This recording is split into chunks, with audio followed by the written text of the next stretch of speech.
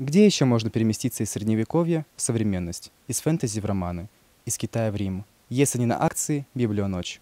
Вот и мы, корреспонденты учебного телевидения, решили попутешествовать вместе с гостями. Тема акции в этом году – фэнтези, а название звучит как «Никогде, это где?».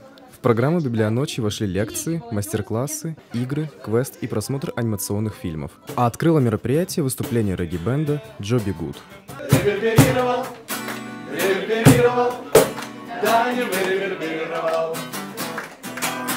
Во время лекции магистра направления «Социология в России и Китае» Ульяны Якуш участники лектория познакомились с методами чтения китайских новелл сянься. Поклонники же идеологических теорий погрузились в жанр фэнтези с филологом Василием Филимоновым. Спикеров выбирали по принципу «я его знаю, он хороший человек, он умеет разговаривать, он влюблен в фэнтези, он фанат какой-то особенной литературы», и так мы пригласили ребят.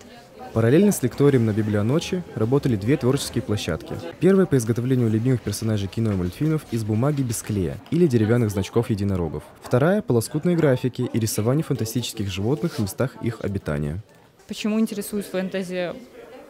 Потому что это интересно, потому что завлекает. Как сказать, люблю что-то необычное, чего нет у нас в мире, как-то оно завораживает.